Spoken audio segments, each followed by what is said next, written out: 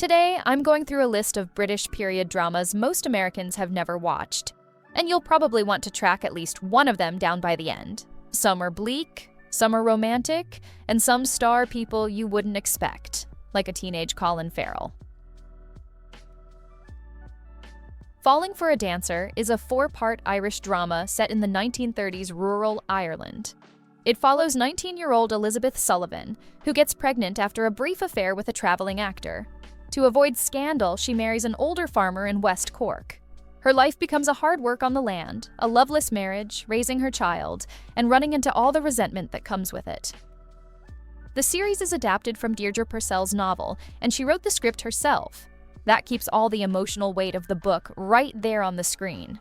They shot the whole thing on location in County Cork, so every bit of that bleak and beautiful landscape you see is the real deal. Elizabeth Dermot Walsh and Liam Cunningham lead the cast, and there's also a young Colin Farrell as one of Elizabeth's suitors.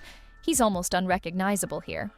The show pulls off that rare trick where you actually understand what life was like in 1930s Ireland. Hard, lonely, sometimes hopeless. The series moves at its own pace, doesn't rush drama, and just lets you see how this community and this land shape people's choices. Dancing on the Edge is set in London in the early 1930s, right in the world of jazz. The show centers on the Louis Leicester Band, a group of black jazz musicians playing their way into the highest levels of British society. The band breaks through and gets attention from aristocrats and even the Prince of Wales himself. This is based on real history, since the future Edward VIII actually did spend time around jazz musicians. Things turn dark after a tragedy hits, and suddenly the band is caught up in a murder investigation, with their future in doubt. The show stands out because the production brought in professional jazz musicians, and even taught cast members how to play or sing for the real live music scenes.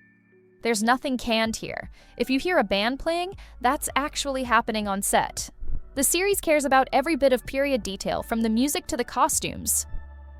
Sometimes the story slows down or jumps around, but the performances carry it. Matthew Goode plays the band's manager, and John Goodman shows up as one of the wealthy patrons. Dancing on the Edge is not interested in giving you Downton Abbey.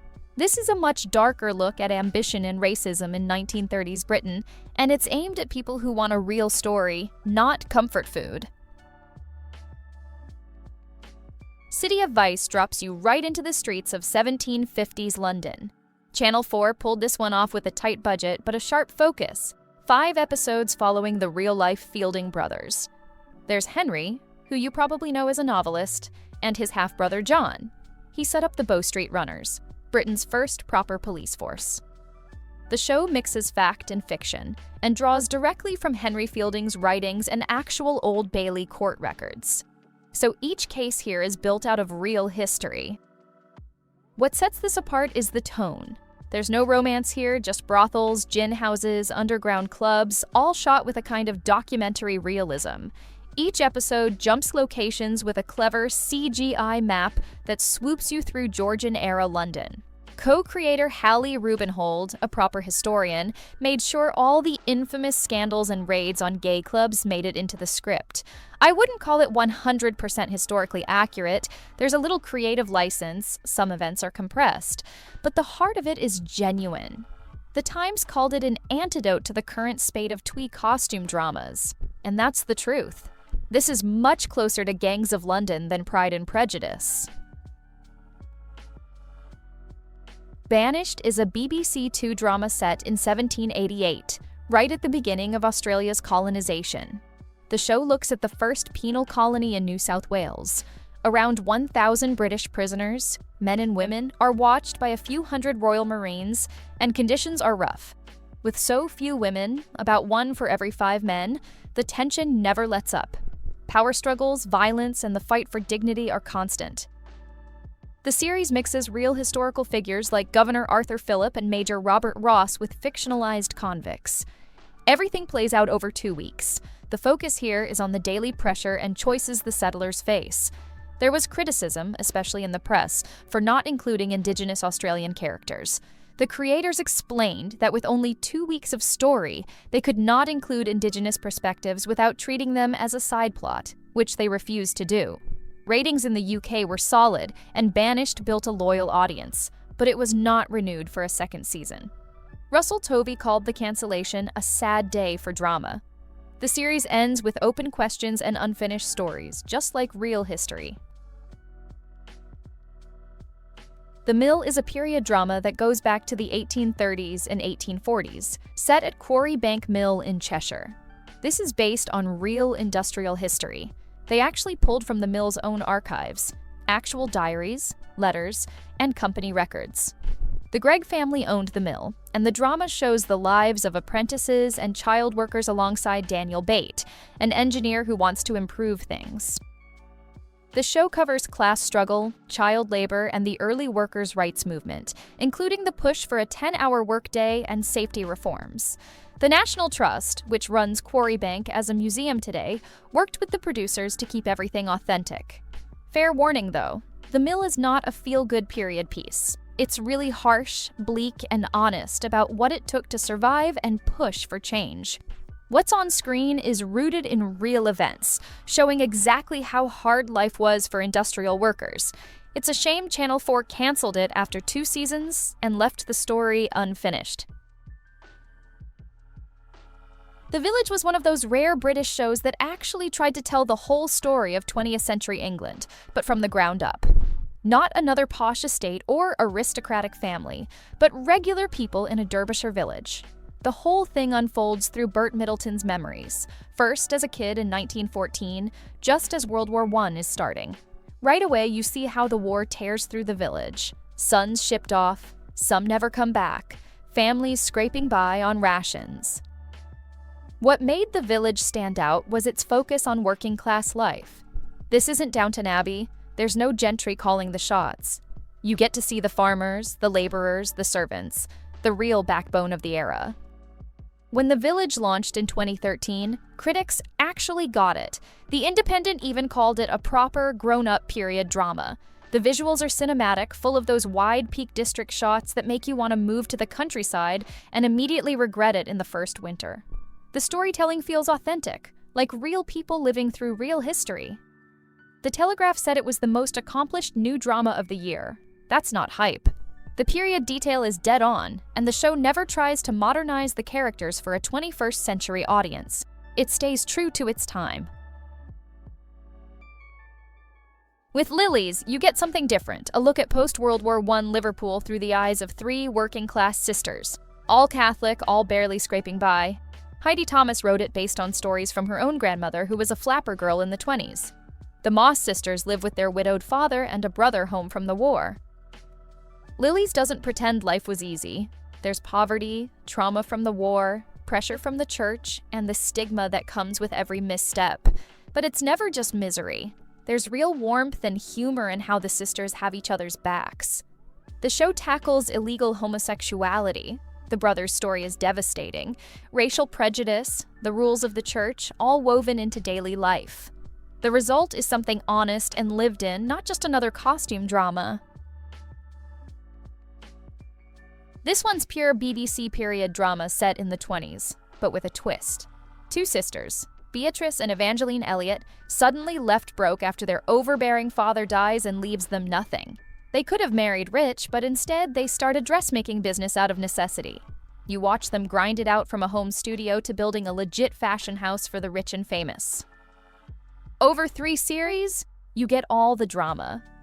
Aristocratic clients, money problems, romantic messes, the highs and lows of running a business in an era when women couldn't just do what they wanted. The show is like a mix of Downton Abbey and Project Runway. There's upstairs society, but also the working-class seamstresses who make the business run. There's a reason the House of Eliott is so good. It was created by Jean Marsh and Eileen Atkins, the same team behind Upstairs, Downstairs. The costumes are next level, even won a bunch of awards. The only catch is, the BBC canceled it after 3 series, so the last episode leaves you hanging on a cliffhanger with no closure. The Gram goes north to Manchester, right after the First World War, with everything set inside a luxury hotel. The Bannerman family sinks everything they have into reopening the place, but it quickly turns into a wild mix of family business drama and outright soap opera. You've got John Bannerman, the owner just trying to hold it together, his wife backing him up, and John's brother bringing shady business. Downstairs, you get all the classic hotel staff, the iron-fisted housekeeper, the sharp-eyed hall porter, and a pair of chambermaids who can't stay out of trouble. What makes The Grand different is how it leans into the melodrama. In just 2 series, there's a murder cover-up, affairs all over the place, a pregnancy scandal, prostitution, even a kindly madam who becomes a regular at the hotel. It's over the top, but kind of addicting. Russell T. Davies created it years before Queer as Folk or Doctor Who. You can actually see early flashes of his style here, with fast pacing and big character swings. This time, we're in the 18th century following the 4 Lennox sisters, daughters of the Duke of Richmond. These women had everything: wealth, title, their grandfather was literally King Charles II, by a mistress, but still. For 6 episodes, you watch each sister take a different path through history. Caroline runs off with a politician, causing a scandal. Emily marries into Irish nobility and becomes a duchess. Louisa joins the family of Arthur Wellesley, and Sarah Lennox grabs the attention of King George III himself. The show isn't just about pretty dresses and balls, although as a late 90s BBC co-production, it absolutely delivers on the costumes and sets. It's about how these sisters try to navigate marriage, family, and society while history happens all around them. The production actually shot in real estates like Carton House in Ireland, so everything looks and feels big budget. Aristocrats had to cover a lot of ground, 50 years, 4 sisters, half of British high society, but it never loses track of the emotional center, how these women stay close even as their fortunes rise and fall. You don't see many British period dramas that dive headfirst into the reality of the slave trade, but A Respectable Trade did exactly that. Set in 1787 Bristol, it follows Frances Scott, who marries Josiah Cole thinking she's found a way out of poverty. She's in for a shock, though. Josiah's entire business is built on slavery, and Frances doesn't figure it out until a shipment of African slaves arrives right at their home. These are slaves he plans to train as servants before selling them. Among them is Mahuru, a former priest, not someone you'd expect to see chained up. The bond that grows between Frances and Mahuru turns the house upside down. The show doesn't hold back. There are scenes of slaves chained, auctions, the whole ugly process. It's brutal and direct. The romance between Frances and Mahuru might sound unlikely, but it works here as a way to cut through all the politeness and show just how ugly this respectable trade was. Critics pointed out the realness of the Bristol docks and the way the African and Caribbean characters actually sound like people, not stereotypes. Even if you find the romance a bit much, it's an honest look at what most British period dramas skip right past. This is one of those rare adaptations that really digs into the seedy underbelly of Victorian London. Sugar, played by Romola Garai, is smart, ambitious, and working as a prostitute in a brothel around 1870. She's got a reputation for being able to write lurid fiction and for knowing exactly how to handle her clients' wildest ideas. That's where William Rackham comes in. First, he sets Sugar up as his exclusive mistress in a private flat. And then, in a move that's either bold or just stupid, he moves her into his home as a governess for his neglected daughter. Inside the Rackham house, Sugar has to deal with William's wife Agnes, who's fragile, out of touch, and completely unaware of Sugar's real identity. In fact, Agnes is so far gone, she starts to believe Sugar is her guardian angel. The longer Sugar stays, the more she gets tangled up with the family. She starts to care about the daughter, and she feels both sympathy and envy for Agnes. Victorian society, with all its rules and limits, starts to close in, and William's unpredictable nature just makes things worse. Desperate Romantics takes a completely different route. This is a wild, cheeky ride through the Victorian art world. The series focuses on the pre-Raphaelite Brotherhood, the group of artists who turned the British art scene upside down. These guys act less like polite society painters and more like the rock stars of their day. There's way more nudity than you expect in a costume drama, and plenty of modern-sounding dialogue. Each episode even starts with a cheeky little disclaimer. Yes, it's based on real artists, but this is the story in that inventive spirit, so basically accuracy takes a back seat to fun. Desperate Romantics split viewers. Some people liked how fast and funny it was, how it brought a fresh edge to the usual period piece. The BBC basically called it Entourage with easels, and that's not far off. In the end, it's a saucy comedy set in the art world, not a history lesson. Watch it for the energy and the laughs, not for the truth. Cambridge Spies is a BBC drama about the real-life Cambridge Five, Britain's most notorious double agents. The series starts in 1934 at Cambridge University, with a group of privileged students all caught up in the politics of the time. The cast alone is just unbelievable here. You've got Guy Burgess, who's played by Tom Hollander. Then there's Kim Philby, that's Toby Stephens in the role. Anthony Blunt is played by Samuel West, and you've got Donald McLean, played by Rupert Penry Jones. Each of these guys gets recruited by Soviet agents while they're still students. The story follows them as they move into different parts of the British establishment. Burgess and McLean both end up working inside the Foreign Office, feeding secrets to Moscow. Philby works his way into MI6. Blunt, meanwhile, finds his way into the art world, and then MI5, always keeping up the double life. There's tension throughout, watching how long they can keep these double lives running and how much damage they do before anyone figures it out. The production is high class, the acting is top shelf, and it's gripping even if you know exactly where the story goes. The Scarlet Pimpernel, with Richard E. Grant in the lead, gives you a classic adventure set during the French Revolution. Grant plays English aristocrat Percy Blakeney, a guy who loves to play the fool in public, but secretly, he's the Scarlet Pimpernel. He's risking everything on a regular basis to pull off wild missions against the revolutionaries. This adaptation gets compared a lot to the 80s version with Ian McKellen, and honestly, that's the gold standard for a lot of people. Same goes for the original novel. If you line them up side by side, this one comes in second.